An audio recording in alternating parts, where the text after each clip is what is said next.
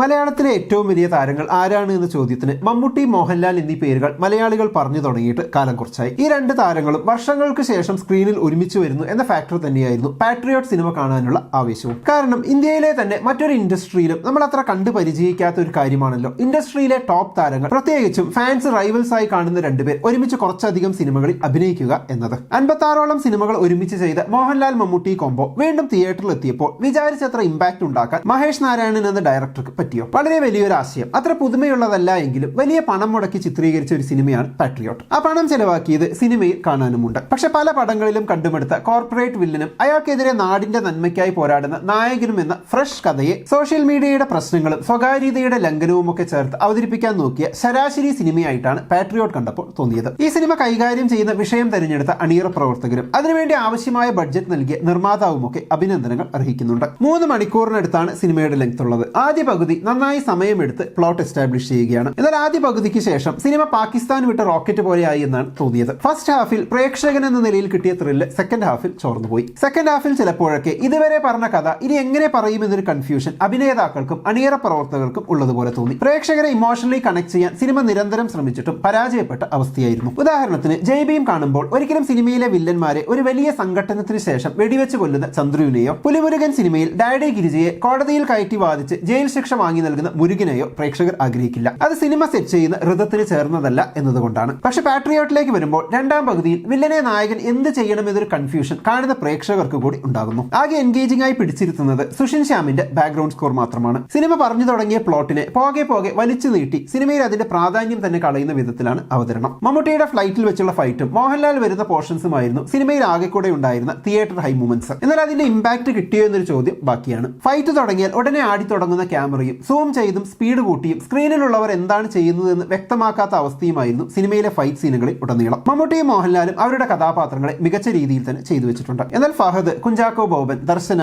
നയൻതാരയടക്കം പല കഥാപാത്രങ്ങളും ഒട്ടും ഇമ്പാക്ട് ഇല്ലാത്ത അവസ്ഥയായിരുന്നു. ഫഹദിന്റെ പെർഫോമൻസ് പലപ്പോഴും റോബിൻ രാധാകൃഷ്ണനെയും ഫഹദ് മുമ്പ് ചെയ്തു വെച്ച പല കഥാപാത്രങ്ങളെയും ഓർമ്മിപ്പിച്ചു. മേക്കിംഗ് മികച്ച രീതിയിൽ പോകുമ്പോഴും ഒരു ഹയ്യം തരാത്ത കഥ സിനിമയെ നല്ല രീതിയിൽ തന്നെ പിന്നിലേക്ക് വലിക്കുന്നുണ്ട്. നിരവധി സിനിമകൾ എഡിറ്റ് ചെയ്ത മഹേഷ് നാരായണൻ എന്തുകൊണ്ട് ഈ സിനിമയെ ഇത്ര വലിച്ചു നീട്ടി എന്നത് മനസ്സിലാകുന്നില്ല. തീപ്പൊരി ഡയലോഗുകളോ ഫാസ്റ്റ് പേസ്ഡ് ആയ രീതിയിലോ ഒന്നുമല്ല സിനിമ മൊത്തത്തിൽ പോകുന്നത്. ഒരു ക്ലാസ് രീതിയിൽ വളരെ പതുക്കെ കാര്യങ്ങൾ ബിൽഡ് ചെയ്യുന്ന രീതിയിലാണ് മേക്കിംഗ്. പക്ഷെ അതിനൊന്നും ഒരു ഇമ്പാക്ട് ഇല്ലായിരുന്നു. ഈ സിനിമയിലെ കഥാപാത്രങ്ങൾ എല്ലാവരും മുമ്പ് ഏതൊക്കെയോ തമിഴ്, തെലുങ്ക് സിനിമകളിൽ കണ്ട അതേ പാറ്റേണിൽ ഉള്ളവരാണ്. ചുരുക്കത്തിൽ ബിഗ് ബഡ്ജറ്റ്, ഒരുപാട് ലൊക്കേഷനുകൾ, മികച്ച മേക്കിംഗ്, തരക്കേടില്ലാത്ത എഴുത്ത്. പക്ഷെ കഥയിലെ വിരസത ഇതിനെയെല്ലാം മറികടന്ന് എന്നിലെ പ്രേക്ഷകന് നിരാശയാണ് സമ്മാനിച്ചത്. 17 വർഷങ്ങൾക്ക് ശേഷം മലയാളത്തിന്റെ മമ്മൂട്ടിയും മോഹൻലാലും ഒരുമിക്കുന്ന ഒരു മൾട്ടി സ്റ്റാർ ചിത്രത്തിൽ ആളുകൾ പൊതുവെ പ്രതീക്ഷിക്കുന്ന ആ ഒരു ഹൈ ഈ പടത്തിൽ നിന്ന് കിട്ടുമോ എന്നത് സംശയമാണ്. മൊത്തത്തിൽ 2-3 സീനുകൾ ഒഴിച്ച് ഇമ്പാക്ട് തരാത്ത ഒരു ആവറേജ് പടം കണ്ട ഫീൽ ആയിരുന്നു പാട്രിയോട്ട്. ഒരു വലിയ വിഷയം കൈകാര്യം ചെയ്യുമ്പോൾ ആവശ്യമായ ക്രൂവിനെയും ബഡ്ജറ്റും ഈ സിനിമയ്ക്ക് കിട്ടിയെങ്കിലും ആ ക്രൂവും ബഡ്ജറ്റും ആവശ്യപ്പെടുന്ന സിനിമാറ്റിക് മൊമെന്റ്സ് ഇല്ലായിരുന്നു എന്നതാണ് സിനിമയുടെ പോരായ്മ.